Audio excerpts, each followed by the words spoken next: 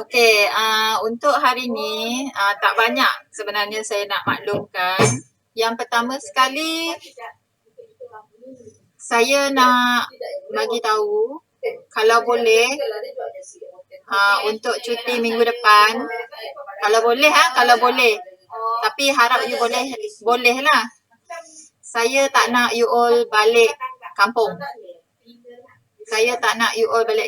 Kalau boleh saya nak semua ahli kumpulan boleh berjumpa di antara satu sama lain minggu depan untuk selesaikan projek akhir awak. Sehari tu you all dah promise dengan saya untuk pastikan projek awak settle ataupun dapat berfungsi sekurang-kurangnya lebih daripada 50%. So I hope that time 60% dah siap. Kalau boleh 70%. Means that objektif 1 dan objektif 2 awak dah tercapai. Jadi, jika awak balik kampung juga, saya rasa you tak akan dapat reach 50, 60, even 70% pun. So, kalau boleh, saya tak nak you balik kampung. Saya nak you all settlekan projek akhir awak.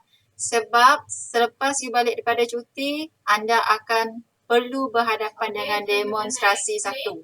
Berdasarkan passion you nak. Okey, kemudian boleh faham tak saya punya seterusnya apa yang saya request daripada you all? Boleh. Faham. Okay, saya just minta you sacrifice untuk semester ini sahaja. Semester depan, ULI nanti pun you akan balik ke halaman masing-masing. Okay, bukannya you akan stay kat Politeknik.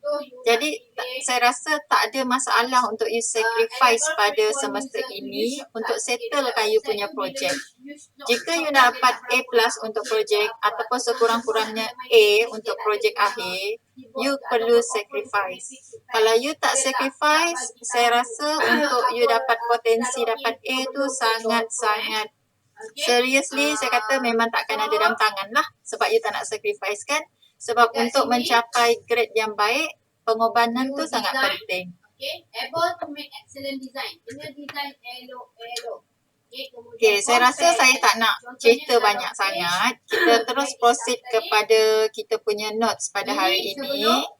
You pun ada tambah button dekat sini ataupun you buat automatic tu bila klik keluar. Boleh nampak saya punya notes? Boleh. Okay. So buat satu table lah untuk sebelum dan selepas. Okay, pertama sekali ini adalah berkaitan dengan mereka bentuk awak punya struktur projek. Okay, so bila you nak mereka bentuk struktur projek ni, yang pertama sekali anda perlu melihat kepada keperluan pengguna awak. Okay, keperluan pengguna awak. So bila anda bermain dengan pembangunan sistem, tak kira lah dari segi sistem maklumat ke, dari segi website ke, dari segi yang berkaitan dengan IoT dan sebagainya, anda perlukan input daripada pengguna. So, mungkin ada data-data yang anda perlukan untuk dimasukkan menerusi awak punya projek supaya projek itu boleh berfungsi. So, ini kena depends kepada keperluan pengguna awak.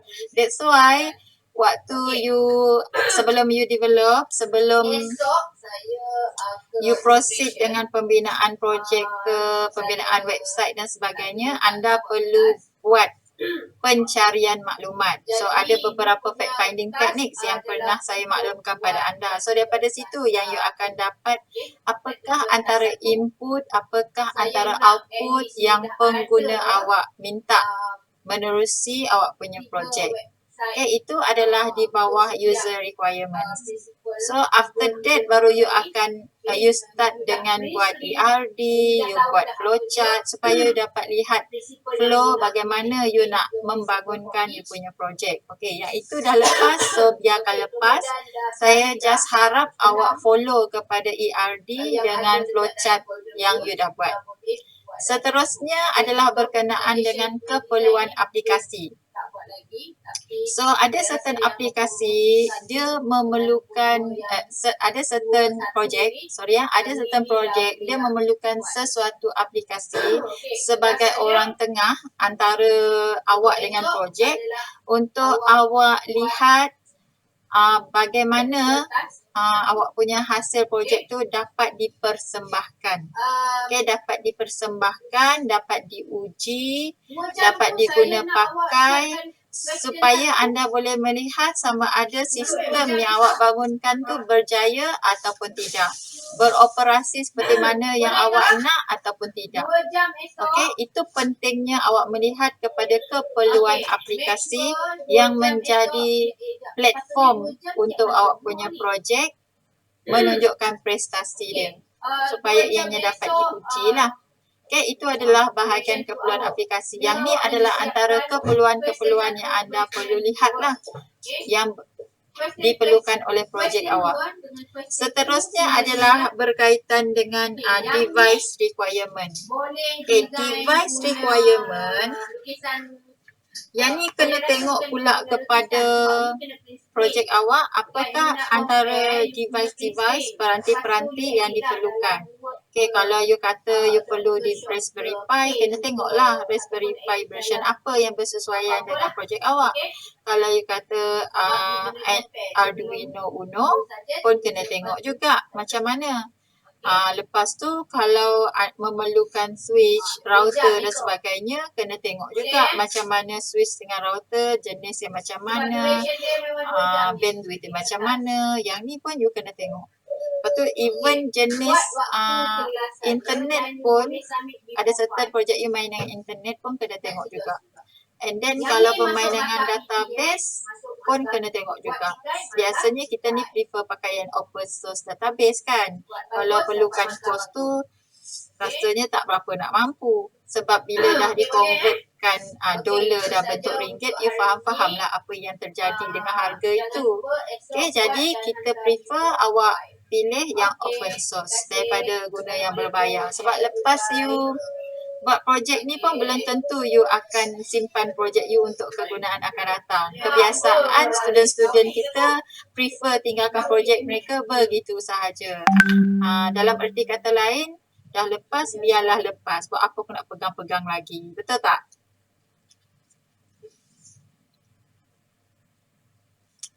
Okay, itu untuk device requirement. Seterusnya kita tengok kepada network requirements. Yang ni kena tengok kepada jenis network yang you pakai. Okay, ada certain dia memilih network yang sedia ada, rangkaian sedia ada, cuma dia tambah baik sahaja. Ada certain dia develop network yang baru. Okay, dia develop network yang baru. So you kena tengoklah macam mana reka bentuk rangkaian awak, macam mana dari segi kelajuan yang you pilih. Okay, supaya lagi laju lagi bagus lah. Kalau you mampu boleh top up lah, bagi laju sikit supaya prestasi sistem awak tu berjalan lancar kan. Taklah tersekat-sekat sampai banyak komplain yang up kan. Faham lah apa maksud saya tu. Okay, lepas tu kita tengok kepada security mechanism. Security mechanism ni kebanyakan kalau kita sebut security, mostly you akan fokus kepada authentication dan juga authentication, I think. Okay, authentication. Authentication ni bermaksud you develop ataupun you create satu form yang meminta user memasukkan username, password. Okay, mostly you akan fokus pada authentication. Tapi jarang-jarang kita dengar pelajar kita fokus security ni ke atas sistem itu sendiri. Seperti you create firewall ke, you create, you embed with antivirus ke, anti-spam ke dan sebagainya supaya sistem dengan projek awak ni lebih secure dan tidak menerima sebarang ancaman daripada dalam ataupun luar. Okay, kalau ancaman daripada dalaman, kalau nak elakkan tu, you kena create satu iaitu authorization. Okay, so di mana ada certain pihak, dia boleh akses certain part sahaja, tak semua. So ada certain boleh akses ini, ada certain boleh akses ini, tapi masih berada di dalam sistem yang sama. So yang ini kita akan fokus kepada privilege. Okay, authorization adalah difokuskan kepada privilege. Okay, authentication ni semua boleh buat. Just masukkan username dengan password sahaja. Cuma authorization ni you kena fokus kepada privilege.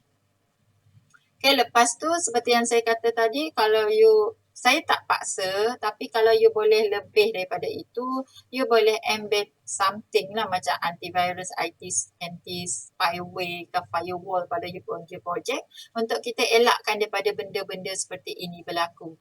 Okay, kita nak limitkan akses kepada resource yang ada dalam project you tu daripada orang yang masuk daripada pintu belakang. Tak kira secara sengaja ataupun tidak sengaja. Okay, lepas tu kita kena take note jugalah sebab kita tinggal di bumi ni kan.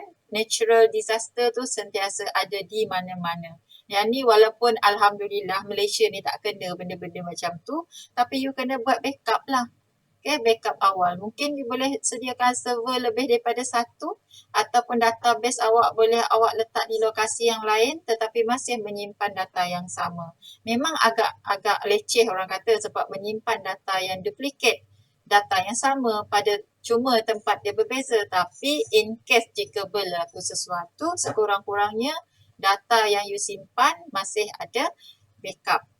And then dari segi security rules, biasanya yang ni kalau boleh you refer kepada teknologi yang up to date. Jangan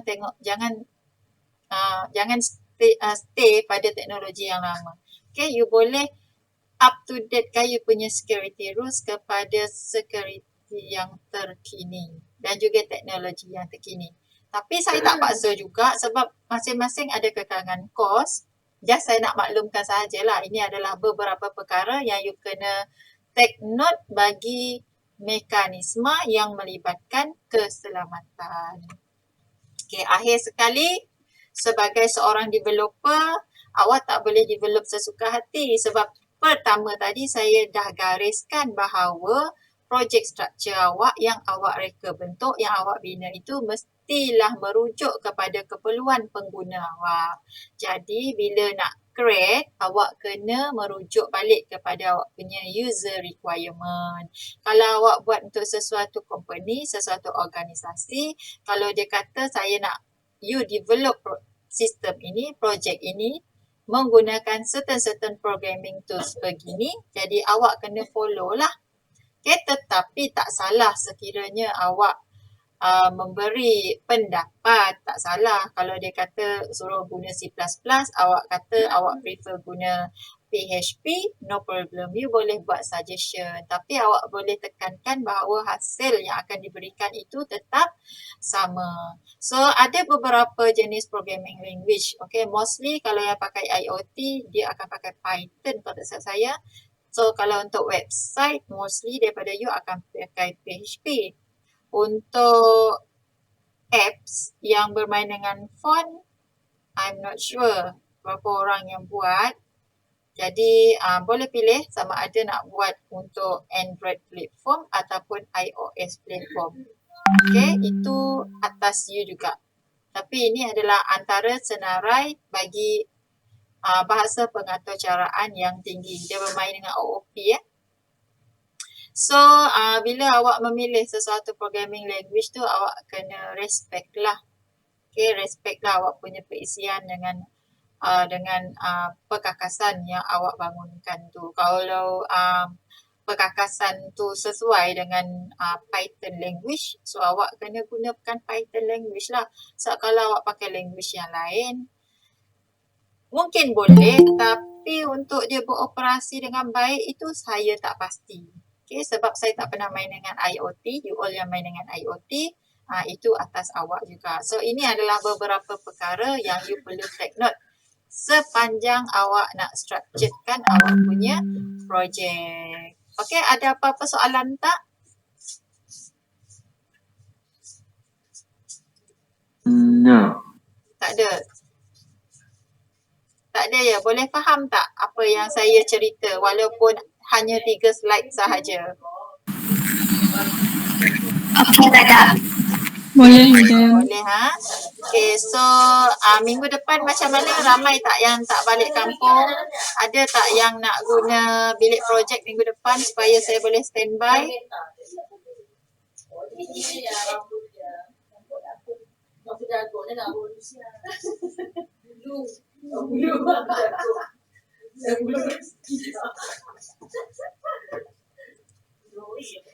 Tak dapat balik Sabah, madam. Ada COVID. Bagus. Jangan balik Sabah. Sebab saya dengar ada orang nak balik Sabah. Ada COVID lagi tu dah balik juga. Okay, kalau boleh jangan balik dulu. Okay, jangan balik dulu. Buat projek akhir. Okay, bukan kalau saya yang buat projek akhir tu saya tak balik. Saya akan siapkan projek akhir saya dulu. Kalau you betul-betul nak buat yang terbaik untuk projek akhir you, memang you dah memang nak dapatkan grade A bagi projek. So, projek ni, seriously saya bagi tahu tak susah untuk you dapat grade A. As long as projek you berfungsi dengan baik dan mencapai semua objektif yang you telah nyatakan sebelum ini dalam proposal. Okay? Tapi kalau you tak beri komitmen yang lebih, so memang tak payahlah you bayangkan A tu, you bayangkanlah yang paling rendah. Okay, saya bagi tahu ni, saya bukan nak halang you balik kampung. Saya nak you buat yang terbaik untuk projek akhir you. Okay, bukan selalu you buat projek akhir kan, melainkan memang dalam minda you dah set you nak repeat semula projek akhir tu tak ada masalah. Okay, kalau you dah ambil projek akhir, buat yang terbaik. Kalau you nak repeat, tak ada masalah. Okay, saya mengalu-alukan bagi yang nak repeat. Boleh lagi jumpa saya kan, SEM depan. Okay, so please. Dan saya prefer you buat bersama-sama, bukan secara berasingan. Sebab kalau you berada di tempat yang berasingan, masing-masing buat bahagian ni, bahagian ni, nanti you kena fikirkan demo satu tu sempat ke you nak compile sekali. Yang tu you kena fikirkan juga. So jangan fikir untuk keseronokan sahaja. Awak kena berkorban. Okay, nama pun pelajar memang awak kena berkorban. Even you dah kahwin, nanti you kerja, nanti pun you berkorban juga. Bukannya sekarang ni saja yang you kena korban. Okay? Dah namanya manusia. Okay, kalau alien saya tak tahulah sebab saya tak pernah jadi alien. Okay, tapi namanya manusia ni memang you kena belajar untuk sacrifice. Itu je nasihat saya untuk you. Okay? Yang ni untuk kepentingan, untuk kebaikan you all. Bukan untuk kepentingan saya. Ini adalah untuk kepentingan you all. Semesta ini sahaja. Okay, semesta depan you boleh duduk selama-lamanya kat rumah. You tak bergerak pun tak apa. Okay, tak ada masalah. Okay, so kalau tak ada apa-apa, itu sahaja. Minggu depan kalau ada yang nak pakai bilik projek, tolong maklumkan awal lah dengan saya supaya saya boleh standby. So, tak ada apa-apa lagi ya? Tak ada apa-apa. Okay. Kalau tak ada apa-apa, itu sahaja untuk hari ni. Thank you very much. Sebab saya tengok pun senarai list semua full yang datang. And hopefully demo 1 you boleh buat yang terbaik lah. Okay, boleh buat yang terbaik macam you buat proposal presentation. So, demo 1 please buat yang terbaik. Sebab demo 1 nanti you kena present you punya produk tu. Bukan lagi present by paper. You kena present you punya produk.